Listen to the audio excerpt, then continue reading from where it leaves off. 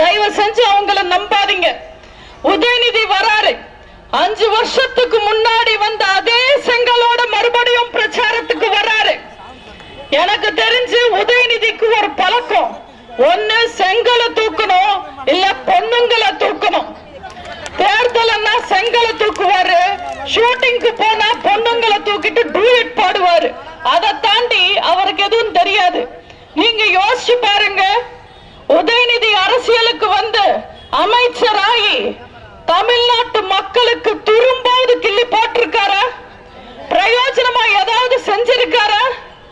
செங்கலை தூக்கிட்டு வர்றதெல்லாம் ரொம்ப ஈஸி. ஆனா இந்த திருட்டு திமுக ஆட்சியில இருக்கிற ஊழலை தூக்குறது ரொம்ப கஷ்டம்.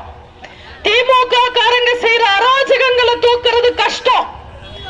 தமிழ்நாட்டில் இன்னைக்கு அவங்க வளர்த்த கஞ்சா விற்பனையை தூக்குறது கஷ்டம். நீட்ட ஒழிப்போம் உதார் விட்டுக்கிட்டு சுத்தினாங்களே, அந்த நீட்டை தூக்குறது கஷ்டம். இப்படி எதையும் தூக்க முடியாம செங்கலை தூக்கிட்டு வராரு. மக்கள் மறுபடியும் ஏமாறுவாங்கன்னு நினைச்சு மக்கள் நீங்க யோசிச்சு பார்க்கணும். செய்திகளை உடனுக்குடன் தெரிந்து கொள்ள உடனே சப்ஸ்கிரைப் பண்ணுங்க.